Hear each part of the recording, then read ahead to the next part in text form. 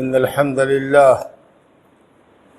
نحمده ونستعينه ونستغفره ونعوذ بالله من شرور أنفسنا ومن سيئات أعمالنا من يهده الله فلا مضل له ومن يضلل فلا هادي له وأشهد أن لا إله إلا الله وحده لا شريك له وأشهد أن محمدًا عبده ورسوله صلى الله عليه وعلى آله وصحبه وسلم تسليما كثيرا يا أيها الذين آمنوا اتقوا الله حق تقاته ولا تموتن إلا وأنتم مسلمون يا أيها الناس اتقوا ربكم الذي خلقكم من نفس واحدة وخلق منها زوجها وبث منهما رجالا كثيرا ونساء واتقوا الله الذي تساءلون به والأرحام إن الله كان عليكم رقيبا يا أيها الذين آمنوا اتقوا الله وقولوا قولا سديدا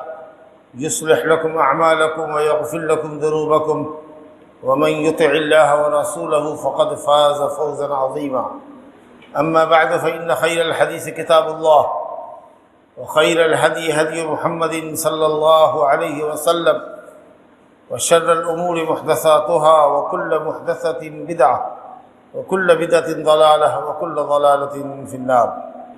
وقال الله سبحانه وتعالى في موضع آخر وقد قال الله سبحانه وتعالى في محكم تنزيله بعد أعوذ بالله من الشيطان الرجيم ولا يظلم ربك أحدا. وقال سبحانه فيما يرويه عنه نبيه صلى الله عليه وسلم يا عبادي إني حرمت الظلم على نفسي وجعلته بينكم محرما فلا تظالموا. رواہ الامام مسلم فی صحیح من حدیث ابی ذر الغفاری رضی اللہ عنہ. بزرگوں اور دوستو، دین اسلام اللہ کے اور بندوں کے حقوق کی ادائیگی کا نام ہے. اللہ کا سب سے پہلا اور سب سے بڑا حق ہم پر یہ ہے کہ ہم بلا شرکت غیر اس کی عبادت کریں اور اس نے جو شریعت دین و دنیا کی سعادت کے لیے ہمارے واسطے نازل کی ہے اس شریعت پر عمل پیرا ہوں. شرک ناقابل معافی جرم ہے، اور شرک کے علاوہ جو بھی گناہ ہے جس کا تعلق بندے اور رب کے درمیان ہے وہ اللہ تعالیٰ کی مرضی پر موقوف ہے کہ چاہے تو اس کو ان گناہوں کو معاف کر دے اور چاہے تو گنہگار اہل توحید کو ان کے گناہوں کے اعتبار سے جہنم میں سزا دے اور پھر توحید کی برکت سے ان کو جنت میں داخل فرمائے. تو شرک ناقابل معافی جرم ہے، گویا یہ سب سے بڑا ظلم ہے، ایسا ظلم جس کو اللہ کبھی معاف نہ کرے. اگر آدمی شرک پر مر گیا، من مات وهو يدعو لله ندا دخل النار، جو اللہ کے علاوہ کو پکارتا ہوا مر گیا، جو دوسرے کو اللہ کا ہمسر اور ہم پلہ اور ہم پایا سمجھتا ہوا مر گیا، وہ جہنم میں داخل ہوا، دائمی طور پر ابدی طور پر جہنمی. اللہ نے فرمایا انہ من یشرک باللہ فقد حرم اللہ علیہ الجنہ ومأواہ النار وما للظالمین من انصار. جو اللہ کے ساتھ شرک کرے گا اور اسی پر اس کا خاتمہ ہو گیا، توبہ نہیں کی، اس نے سچی توبہ نہیں کی، توحید اور اخلاص کی راہ پر نہیں لگا، تو اللہ نے اپنی جنت کو اس پر حرام کر رکھا. باقی تو شرک کے علاوہ جو گناہ ہے، چوری ہو، زناکاری ہو، شراب نوشی ہو وغیرہ، جو بڑے اور چھوٹے گناہ ہیں، شرک کے علاوہ اہل سنت والجماعت کے عقیدے کے مطابق وہ اللہ کی مشیت کے اندر داخل ہے، چاہے تو اللہ معاف کر دے چاہے تو سزا دے.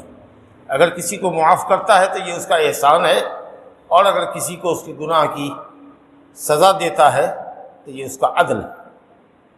اللہ کسی بھی حال میں ظالم نہیں ہے، اور اس نے ظلم کو اپنے لیے روا نہیں رکھا ہے، اپنے نفس پر اس نے ظلم کو حرام کر رکھا ہے.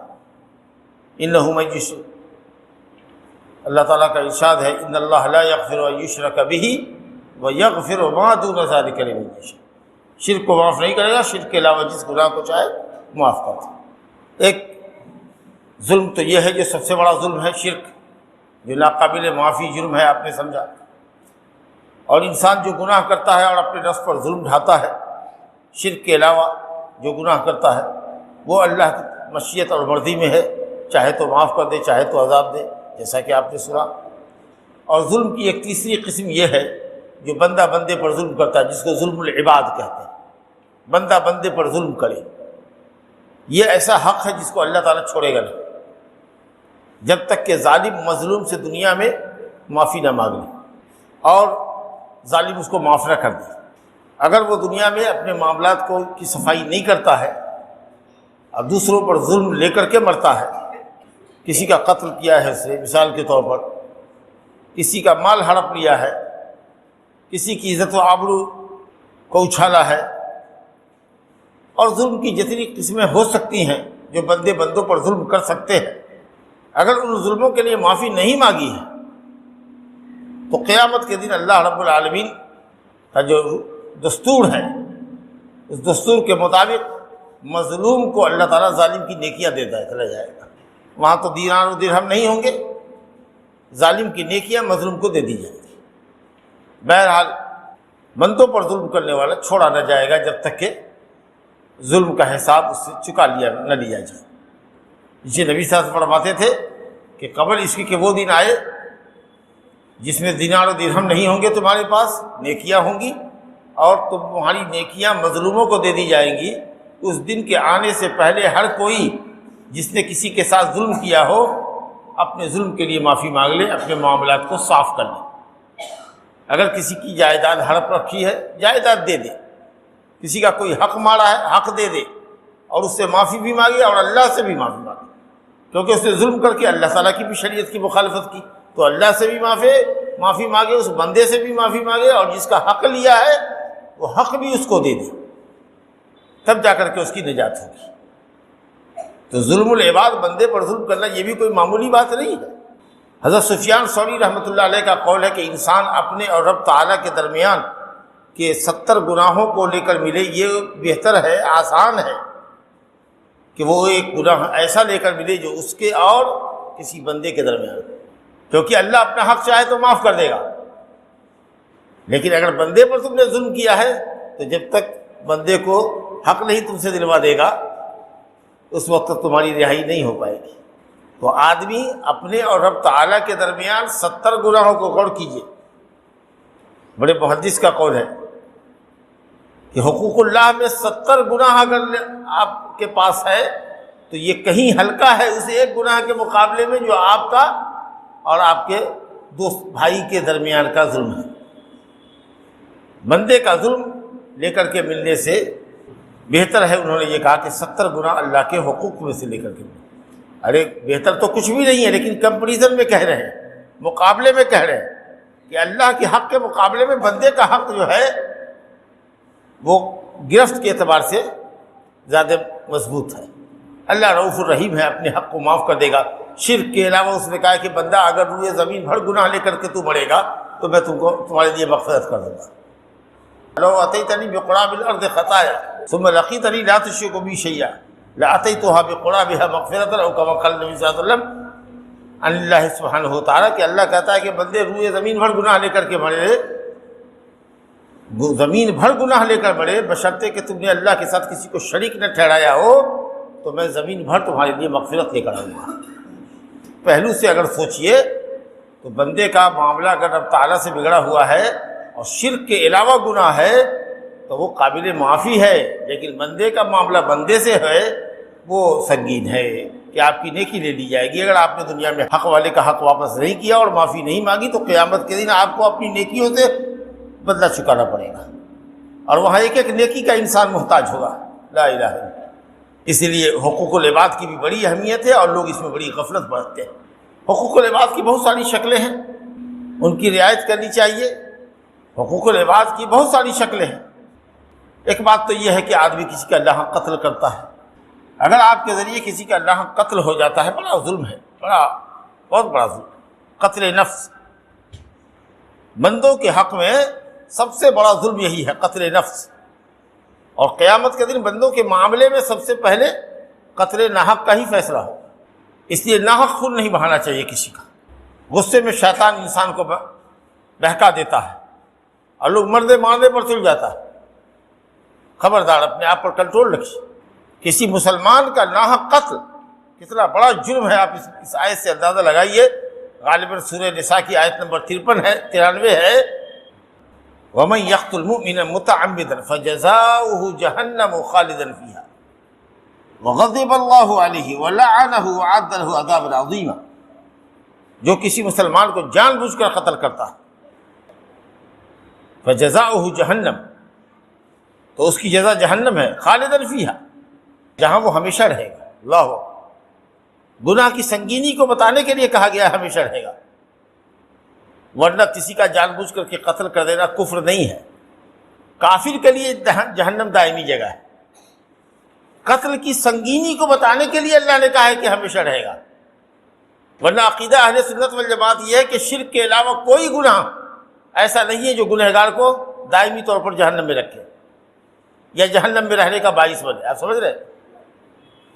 تو یہاں جو کہا گیا کہ جو کسی کا جان بوجھ کر کسی مسلمان کو قتل کرے گا وہ جہنم میں ہمیشہ رہے گا، یہ ہمیشگی کا مطلب ہے بہت لمبی مدت تک رہے گا۔ اس کی سنگینی کو بتانے کے لیے کہا گیا۔ وَغَضِبَ اللَّهُ عَلَيْهِ، اور اللہ کے غضب کا شکار ہوگا، وَلَعَنَهُ، اور اللہ کی لعنت اس پر ہوگی، وَأَعَدَّ لَهُ عَذَابًا عَظِيمًا، اور ایسے شخص کے لیے اللہ نے عذاب عظیم تیار کر رکھا۔ اب آپ بتائیے کتنا سنگین جرم ہے یہ۔ اور اسی طریقے سے سورہ فرقان میں اللہ رب العالمین نے جو عباد الرحمن کی صفات بتائی ہے، تو وہاں اللہ تعالیٰ نے فرمایا ایک آیت کے اندر، وَالَّذِينَ لَا يَدْعُونَ مَعَ اللَّهِ إِلَٰهًا آخَرَ وَلَا يَقْتُلُونَ النَّفْسَ الَّتِي حَرَّمَ اللَّهُ إِلَّا بِالْحَقِّ وَلَا يَزْنُونَ وَمَن يَفْعَلْ ذَلِكَ يَلْقَ أَثَامًا يُضَاعَفْ لَهُ الْعَذَابُ يَوْمَ الْقِيَامَةِ وَيَخْلُدْ فِيهِ مُهَانًا إِلَّا مَن تَابَ وَآمَنَ وَعَمِلَ عَمَلًا صَالِحًا فَأُولَٰئِكَ يُبَدِّلُ اللَّهُ سَيِّئَاتِهِمْ حَسَنَاتٍ وَكَانَ اللَّهُ غَفُورًا رَحِيمًا۔ یا اللہ تعالیٰ نے کہا کہ یہ اللہ کے نیک بندے وہ ہیں جو اللہ کے ساتھ کسی کو شریک نہیں ٹھہراتے، جو کسی کا قتل نہیں کرتے، جو بدکاری نہیں کرتے، زناکاری نہیں کرتے، اور اس کا سنگین گناہ بتایا ہے، اس گناہ کی سنگین سزا بتائی ہے، اللہ یہ کہ آدمی سچی توبہ کر لے اور ایمان و یقین کی راہ پر آ جائے، شرک چھوڑ دے، قتل سے توبہ کر لے، اپنے آپ کو مقتول کے وارثان کے حوالے کر دے کہ لو بھائی جو کرنا ہے کر لو، عدالت میں لے چلو، اپنے مقتول کا خون کی قیمت لے لو، یا ہم کو معاف کر دو، یا بولو اگر قتل کرنا چاہتے ہو تو ہم پیش ہیں، خون کا بدلہ خون، جو اسلامی عدالت کا قانون ہے کہ قاتل کو چاہیے کہ مقتول کو اگر قتل کر دیا اس نے ناحق تو اپنے آپ کو عدالت کے حوالے کر دے۔ عدالت پوچھے گی مقتول کے وارثان سے کہ کیا چاہتے ہیں، قاتل کو معاف کرنا چاہتے ہو، یا خون کی قیمت لینا چاہتے ہو اپنے آدمی کے، یا خون کا بدلہ خون چاہیے جس کو قصاص کہتے ہیں، جس پر مقتول کے وارث راضی ہو جائے وارثان، وہ فیصلہ عدالت کرے گی۔ اور اسی طریقے سے زنا سے توبہ کوئی کر لی تو اللہ رب العالمین کہتا ہے کہ اللہ اس کی بدیوں کو نیکیوں سے بدل دے گا، یعنی اب وہ بدی کی راہ چھوڑ کر نیکی کی راہ پر انسان لگ جائے گا، اور توبہ سے پہلے کے گناہوں کو اللہ معاف کر دے گا، کیونکہ توبہ، سچی توبہ ما قبل کے گناہوں کا کفارہ ہوتی ہے۔ التوبۃ تجب ما کان قبلھا، توبہ سے قبل جتنے گناہ ہوتے ہیں، بڑے ہو یا چھوٹے ہو، ایون شرک کیوں نہ ہو، اگر آدمی سچی توبہ شرک سے بھی کر لے، چھے جائے کہ دوسرے گناہ، سچی توبہ کر لے، مخلص سے سچی توبہ کرے تو اللہ تعالیٰ اس کو معاف کر دے گا۔ تو یہ قتل ناحق ہے۔ الا بالحق جو کہا گیا مگر حق کے ساتھ۔ ایک مسلمان کا قتل کب جائز ہوتا ہے؟ تین ہی شکل میں جائز ہوتا ہے۔ اسلامی عدالت سزا دے گی جب وہ کسی مسلمان کا قتل کرے اور مقتول کے وارثان خون کے بدلے میں خون چاہے۔ دوسرا جرم یہ ہے کہ شادی شدہ ہو کر کے بدکاری کرے اور جرم اس کا ثابت ہو جائے تو اسلامی عدالت میں اس کی سزا قتل ہے، لیکن وہ قتل کی شکل ہوگی سنگساری، پتھر مار مار کر کے اس کو مار ڈالنا۔ اور تیسری حالت جس میں ایک مسلمان کا قتل جائز ہوتا ہے وہ یہ کہ کوئی مسلمان اسلام سے پھر جائے، کافر ہو جائے، اب چاہے غیر مسلم ہندو ہو جائے یا یہودی ہو جائے کہ مجوسی ہو جائے کہ عیسائی ہو جائے کہ کوئی بھی کسی اور مذہب کو قبول کر لے، اسلام کو چھوڑ دے، مسلمان ہو کر کے اسلام سے اگر پھر جاتا ہے تو اسلامی عدالت اس کو پکڑے گی، اس سے توبہ کرائے گی کہ توبہ کر کے اسلام میں واپس آؤ، اور اگر وہ واپس نہیں آتا ہے تو اس کی سزا اسلام میں قتل۔ یہ تین وجہ ہیں جہاں ایک مسلمان کا قتل جائز ہوتا ہے۔ یا مسلمان کا خود جائز ہوتا ہے؟ جب وہ کسی کو قتل کر دے تو بدلے میں یا اسلام سے پھر جائے یا توبہ کر کے پھر اسلام کا کلمہ نہ پڑھے، یا شادی شدہ ہو کر کے زناکاری کرے اور اس کا جرم زنا ثابت ہو جائے۔ اس کے علاوہ کوئی چوتھی شکل نہیں ہو سکتی ہے جس میں ایک مسلمان کو قتل کیا جاتا ہے۔ یہ بڑا سنگین جرم ہے، حقوق العباد میں یہ بڑا سنگین جرم ہے کہ کوئی کسی کا قتل کرے۔ اللہ کچھ لوگ ہیں جو پیشہ ور قاتل ہیں، اللہ ان کو پیسے دیجئے، وہ سپاری لیتے ہیں، کسی کے قتل کی سپاری لیتے ہیں، 5 لاکھ 10 لاکھ روپیہ لے کر کے قتل کرتے ہیں، دھڑلے سے قتل کرتے ہیں۔ اللہ، اور اس پیشے میں مسلمان بھی ملوث جو اس طرح کا دھندا کرتے ہیں۔ ان ناقابل دیشوں کو اللہ کا خوف نہیں ہوتا۔ اسی طریقہ سے ظلم کی اور بھی شکلیں ہیں، ان میں ایک شکل یہ ہے کہ لوگوں کے مال پر ظلم کرنا، لوگوں کے مال پر اور ان کی جائیداد پر ظلم کرنا۔ کسی کا مال چھین چھپٹ لیا، جیسے اچکے ہوتے ہیں بازار میں، بیگ چھینا بھاگ گئے، جیب کاٹ لیا۔ اور اسی طریقے سے کچھ لوگ ہوتے ہیں جو چوری چھپے آپ کے محفوظ مقام سے مال چھوڑا لیتے ہیں، اور کچھ لوگ ہوتے ہیں جو بالکل ہتھیار کی نوک پر آپ سے آپ کا مال چھین لیتے ہیں، جو ڈاکو ہوتے ہیں۔ ایک چور الگ ہوتا ہے جو چھپ چھڑا کر لیتا ہے آپ کے محفوظ مقام سے، جو آپ کی جگہ ہے جہاں سامان آپ حفاظت سے رکھتے ہیں، گھر ہے، مکان ہے، دکان ہے، تالا لگائے ہوئے ہیں، اور رات میں شٹر توڑ کر کے گھر میں سید کاٹ کر کے یا دیوار پھلانگ لگا کر کے جائے اور دیکھتا رہے کہ کوئی دیکھتا تو نہیں ہے، چوری چھپے کہ کوئی دیکھے تو نہیں، محفوظ مقام سے کسی سامان کو لے جانا یہ چوری ہے۔ اور ڈاکہ کیا ہے؟ ایک دم ہتھیار کی نوک پر زبردستی آپ سے مال لینا۔ اور چکا کو تو آپ جانتے ہی ہیں کہ سامان پہ جھپٹا مارا اور لے کے بھاگ گیا۔ یہ سب شکلیں ہیں، لیکن اور بھی کچھ شکلیں ہوتی ہیں کہ لوگ ایک دوسرے کا مال ہڑپ لیتے ہیں، جائیداد ہڑپ لیتے ہیں، نشان زمین کا بدل دیتے ہیں۔ ہمارا آپ کے بھیاڑی کا رشتہ ہے، زمین کے بٹوارے میں ایک نشان لگ گیا، امین نے ناپ دیا، اینٹ گڑ گئی نشان کی، اور کچھ سالوں کے بعد رات کے اندھیرے میں آپ نے نشان کو آگے پیچھے بڑھا گھٹا دیا، دوسرے کی زمین آپ نے قبضہ کر لی۔ اللہ اکبر، بہت بڑا سنگین جرم ہے۔ نبی کریم صلی اللہ علیہ وسلم کا ارشاد ہے، من اقتطع شبرا من الارض، اگر کوئی شخص کسی کی جائیداد ایک بالشت اگر ناحق قبضہ کر لیتا ہے تو طوقہ اللہ ایاہ یوم القیامت من 7 ارضین، اللہ تعالیٰ اسے ایک بالشت کو 7 طبق زمین کے نیچے تک، اوپر سے لے کے 7 طبق زمین اس کے گلے میں توق بنا دے گا، لے اٹھا، جس کی ہرگز انسان طاقت نہیں رکھے گا۔ تو حضرت عائشہ رضی اللہ عنہا اپنے بہن بیٹوں کو، بھائی بیٹوں کو، بھتیجوں کو، بھانجوں کو کہتی تھی کہ زمین کے معاملے میں ہٹ کے رہو، زمین کے معاملے میں ہٹ کے رہو، اگر کوئی مانگتا ہے زبردستی تو ایک بالش دے دو، کہو کہ اگر ناحق لے رہے ہو تو لے لو، لیکن قیامت کے دن ہمارا اور تمہارا معاملہ ہوگا۔ لیکن کسی کی ایک بالش جائیداد اپنے میں نہ ملاؤ، بڑی بھاری قیمت چکانی پڑے گی قیامت کے دن۔ من غیر، لعن اللہ من غیر منال الارض، اللہ کی لعنت ہے اس شخص کے اوپر جو زمین کے نشان کو مٹا دیتا ہے۔ ہماری اور آپ کی جو حد بندی تھی اس حد بندی کو مٹا دیا آپ نے، ایک ہاتھ 2 ہاتھ بڑھا دیا۔ یا اسی طریقے سے جو نشانات سڑکوں کے کنارے رہتے ہیں، بورڈ جو رہتا ہے، ایک چورنگی پر ایک بورڈ لگا رہتا ہے، مظفر پور ادھر جانا ہے، دربھنگا ادھر جانا ہے، سمستی پور ادھر جانا ہے، اس بورڈ کو پھینک دیا آپ نے۔ وہ بھی ملعون شخص ہے، رات میں کوئی آئے گا پریشان ہے، 12 بجے رات میں کدھر جائے، جانا ہے اس کو مظفر پور، چلا گیا سمستی پور۔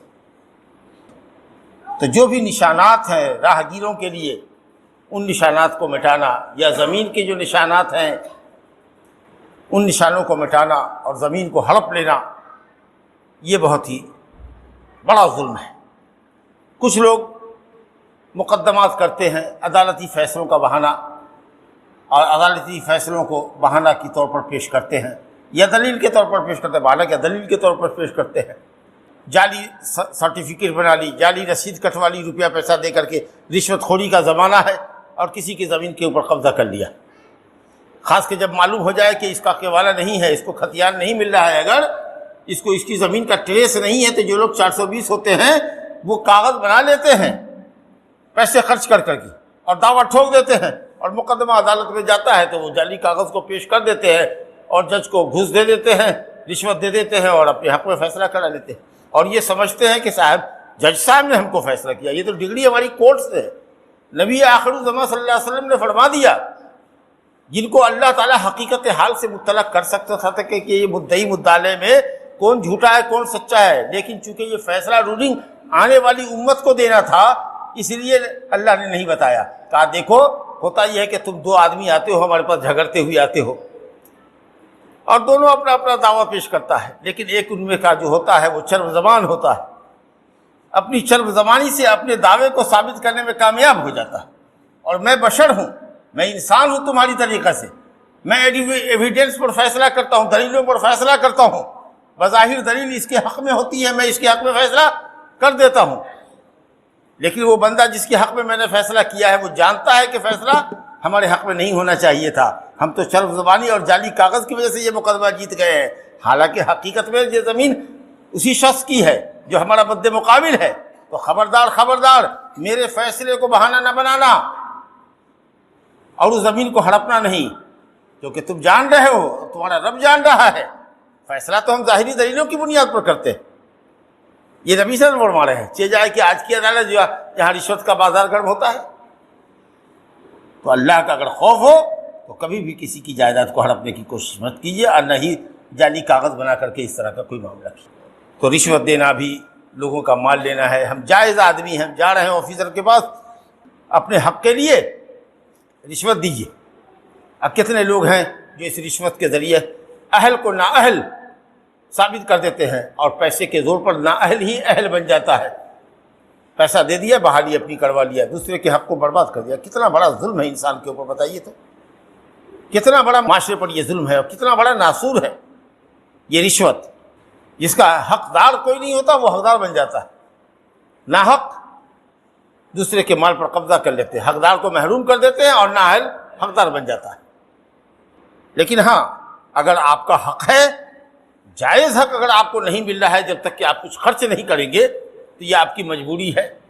اگر دیکھیے کہ آپ کو آپ کا جائز حق بھی نہیں مل رہا ہے جب تک کہ کچھ خرچ نہ کریں تو آپ خرچ کیجئے، یہ آپ کے لیے جائز ہوگا، لیکن وہ رشوت لینے والے کے لیے جائز نہیں ہوگا۔ لیکن اگر آپ جان رہے کہ حق آپ کا نہیں ہے، آپ پیسے کے زور پر حق لے لیں گے تو آپ حقدار کو اس کے جائز حق سے محروم کر رہے ہیں اور اپنے حق میں اس شے کو ثابت کر رہے ہیں، یہ بہت بڑا ظلم ہے، یہ ظلم العباد ہے۔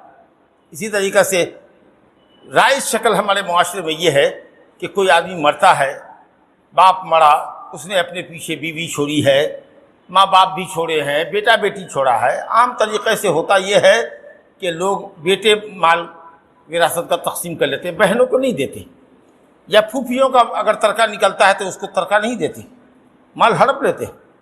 اس کے لیے یا تو اس کو بڑی خوشامد کرنی پڑتی ہے یا پھر عدالت کے چکر لگانے پڑتے ہیں، اس میں بھی جو کچھ چاہا تھوڑا موڑا دیا اور اس کے بعد تو دیا ہی نہیں۔ کہتے ہیں کھیت میں تو ہوگا، گھراڑی کی زمین میں بیٹی کا حصہ نہیں ہوتا۔ ارے کس نے بتایا آپ کو؟ کہاں کی شریعت ہے؟ عرف اور عادت کو اور معاشرے کے نظام کو آپ اللہ کی شریعت پر مقدم کرتے ہیں۔ میت مرنے والے کی جو بھی جائیداد ہوگی، منقولہ یا غیر منقولہ، کیش ہو، روپیہ پیسہ ہو، سونا چاندی ہو، یا مکان اور جائیداد ہو، گھراڑی ہو یا کھیت کی زمین ہو یا دکان ہو، جو بھی چھوڑا ہے اس میں ایک ایک پائی میں بیٹے اور بیٹی کا حصہ ہے۔ جس گھر میں باپ تمہارا مرا ہے اس کی قیمت لگاؤ، اور بیٹی کا جو حصہ بنتا ہے وہ دو، الا یہ کہ وہ خوشی سے چھوڑ دے۔ تو آپ اگر وارث کو حق نہیں دیتے ہیں تو دوسرے کا حق مارتے ہیں، دوسرے کا مال باطل طریقے سے کھاتے ہیں۔ وَلَا تَأْكُلُوا أَمْوَالَكُمْ بَيْنَكُمْ بِالْبَاطِلِ، اللہ کہتا ہے کہ آپس میں ایک دوسرے کا مال باطل طریقے سے نہ کھاؤ۔ اگر بہنیں اپنا ترکہ یوں چھوڑ دیتی ہے تو الحمدللہ، ورنہ اس کو دو، بلکہ کہو کہ لے جاؤ، تمہارا حق ہے، تم بھی تو باپ کی بیٹی ہو، اور تعلقات ہمیشہ استوار رکھو۔ لیکن اگر کبھی کسی بہن نے لے لیا ترکہ تو اسے تو رشتہ ہی توڑ لیا، آنا جانا بند کر دیا کہ اس نے تو ترکہ لے لیا۔ کتنا بڑا ظلم آپ کر رہے ہیں، یہ ناحق ہے، ظلم ہے بہنوں پہ۔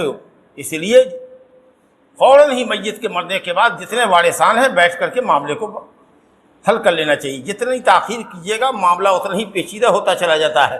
باپ نے دکان چھوڑی تھی مثال کے طور پر 5 لاکھ کی، تم نے 10 سال اس 5 لاکھ روپے سے تجارت کر کے اب اس کو 50 لاکھ کا کاروبار بنا دیا۔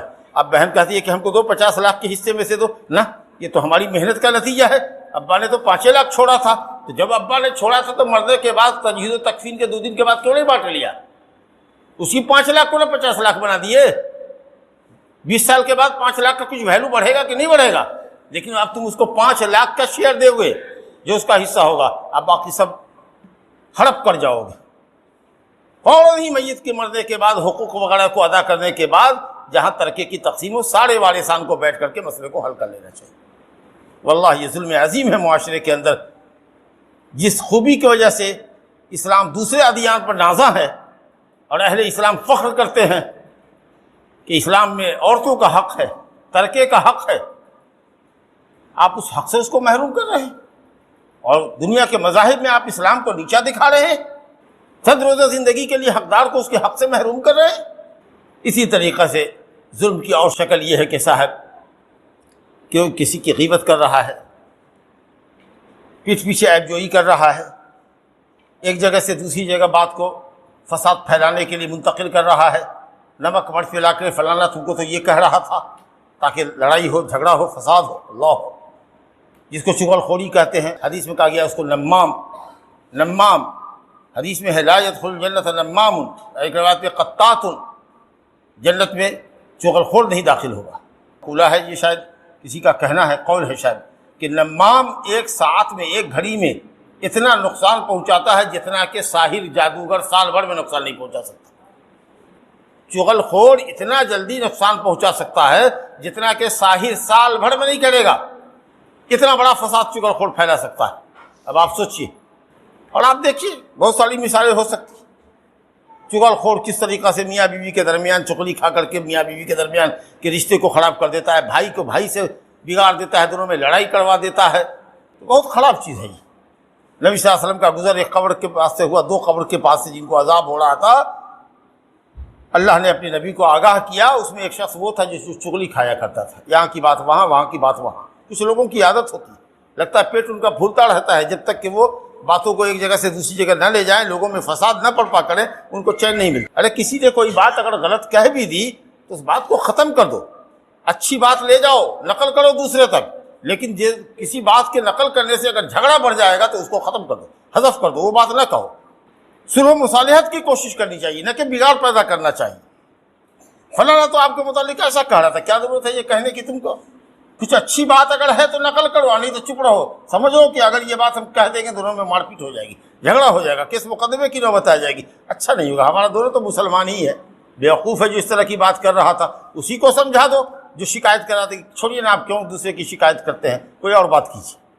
لیکن آپ تو وہاں چپ رہے، ہاں میں ہاں لگاتے رہے، اور اس کے بعد جا کر کے اس کے بھائی کو نمک مرچ ملا کر کے 2-4 باتیں اور بھی بڑھا کر کے فساد پھیلانے کے لیے کر دیا۔ تو یہ ساری کچھ چیزیں جو ہوتی ہیں وہ ظلم العباد کی شکل ہے۔ کوڑا کرکٹ راستے میں پھینک دیا، نبی صلی اللہ علیہ وسلم فرمایا کہ پانی کے گھاٹ پر پیخانہ کر دینے والا، پھلدار درخت کے نیچے پیخانہ کر دینے والا، بیچ سڑک پر پیخانہ کر دینے والا ملعون ہے۔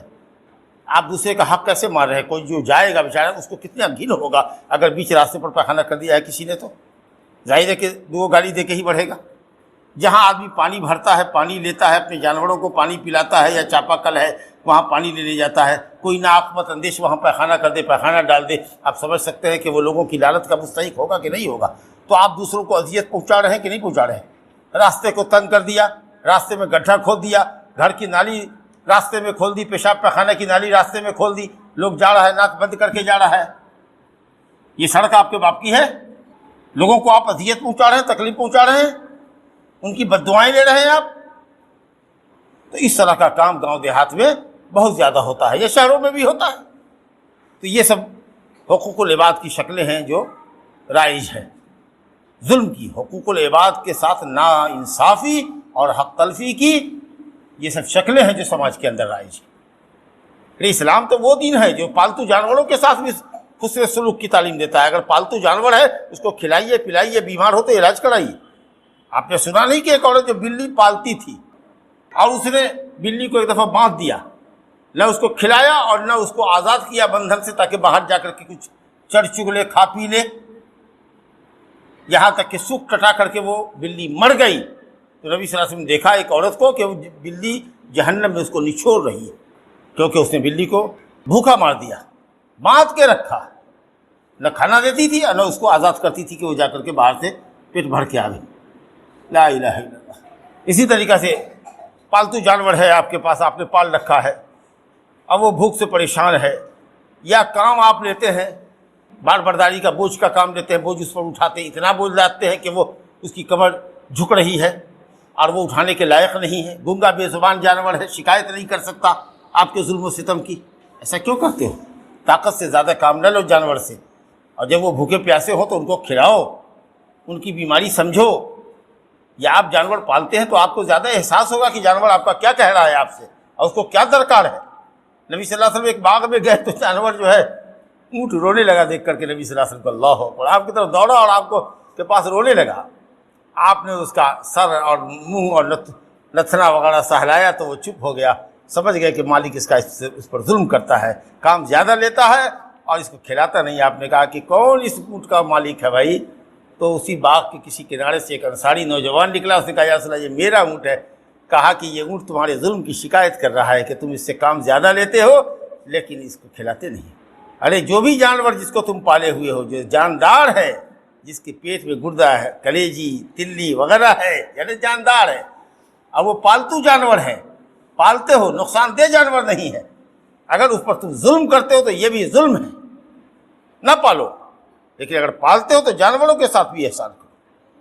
اگر کتا پالنے کا جواز ہے تمہارے پاس، اپنے گھر بار کی حفاظت کے لیے کتا پالے ہو تو کھلاؤ، بلی پالے ہوئے تو اس کو کھلاؤ، لیکن پالتو جانور کو پالے ہوئے ہیں اور آپ اس پر ظلم کر رہے ہیں، یہ بھی ظلم ہے۔ بہرحال نبی صلی اللہ علیہ وسلم کی ایک حدیث پر خطبہ ختم کرتے ہیں کہ آپ نے کہا ہے لوگوں جانتے ہو، تم نے کہا مفلس کون ہے؟ تو لوگوں نے کہا مفلس وہ ہوتا ہے جس کو دینار و درہم نہ ہو، پیسہ کوڑی نہ ہو۔ کہا نہیں، میری امت کا مفلس وہ ہوگا جو قیامت کے دن آئے گا نیکیوں کے پہاڑ لے کر، کئی پہاڑ ہوں گے، نماز کا پہاڑ، روزے کا پہاڑ، حج کا پہاڑ، صدقے کا پہاڑ، کئی پہاڑ ہوں گے نیکیوں کے، لیکن اس کو قتل کیا ہوگا، اس کو مارا ہوگا، اس کو گالی دی ہوگی، اس کی آبرو لوٹی ہوگی۔ فَيَأْخُذُ هَذَا مِنْ حَسَنَاتِهِ، یہ آدمی اس کی ایک نیکی لے لے گا، نیکی کا ایک پہاڑ تم لے لو، ایک پہاڑ تم لے لو، ایک پہاڑ تم لے لو، ساری نیکیاں اس کی ختم ہو جائیں گی، اور پھر بھی کچھ دعوے دار ہوں گے، یا اللہ میں بھی ہوں، میرا بھی یہ حق ہے اس کے اوپر، اس نے مجھ کو بھی ایسا کیا تھا، ایسا کیا تھا۔ تب اب کیا ہوگا؟ نیکی تو ختم ہو گئی، تو مظلوم کے گناہوں کو اللہ تعالیٰ لے کر کے ظالم کے اوپر لاد دے گا اور کہے گا کہ اس شخص رسوا کو رسوائی کے ساتھ، ذلت کے ساتھ جہنم رسید کرو۔ اب آپ سوچیے، ساری نیکیاں اس کی ختم ہو گئی، اب کچھ مظلوموں کے گناہ بھی اس کے اوپر لاد دیے گئے، اور خالی ہاتھ ہو کر کے ذلیل و رسوا ہو کر کے جہنم میں گیا۔ کتنا بڑا مفلس اور کنگال ہے! آپ سمجھتے ہیں مفلس کنگال وہ ہے جس کے پاس پیسہ نہ ہو؟ مفلس وہ ہے جو قیامت کے دن کا مفلس ہوگا، اور وہ ہوگا جو گناہوں کا بوجھ لے کر آئے گا، اور خاص کر حقوق العباد کے مطالبات اس کے اوپر ہوں گے۔ اللہ رب العالمین ہمارے دلوں میں اپنا خوف اور اپنی خشیت پیدا فرمائے، اور اپنے حق کے ساتھ، توحید اور عبادتوں کے ساتھ اللہ رب العالمین ہم بندوں کو بندوں پر احسان کرنے کی، میاں کو بیوی کے ساتھ احسان کرنے کی، بیوی کو میاں کے ساتھ احسان کرنے کی۔ یہ میاں بیوی بھی ایک دوسرے پر بڑا ظلم کرتے ہیں، مرد اپنی بیوی کا حق نہیں اگر ادا کرتا ہے تو ظالم ہے کہ نہیں ہے؟ اور بیوی شوہر سے مال لیتی ہے، کھاتی ہے، پیتی ہے، لیکن پھوہڑ پنا کرتی ہے، پیسے کو ضائع کرتی ہے، یا مان لیجیے کہ نعوذ باللہ ثم نعوذ باللہ خیانت کرتی ہے اپنی عزت و آبرو کے اندر، ظلم کرتی ہے کہ نہیں کرتی؟ تو مرد عورت پر ظلم کر رہا ہے، عورت مرد پر ظلم کر رہا ہے، اولاد ماں باپ کے ساتھ ناانصافی کر رہی ہے، بدتمیزی کر رہی ہے، اور باپ ماں جو ہے وہ اولاد کی صحیح تربیت نہیں کر رہا ہے۔ یہ سب ایک دوسرے پر ظلم کی بہت ساری شکلیں ہیں بھائی، کیسی شکل ہم بتائیں؟ اللہ رب العالمین ہمارے اور آپ کے دلوں میں اپنا خوف، اپنی خشیت پیدا فرمائے، اور ہماری عاقبت کو اللہ تعالیٰ بہتر فرمائے۔ انہ تعالیٰ سمیع مجیب۔ اقول ما تسمعون واستغفر اللہ لی ولکم ولسائر المسلمین من کل ذنب فاستغفروہ انہ هو الغفور الرحیم۔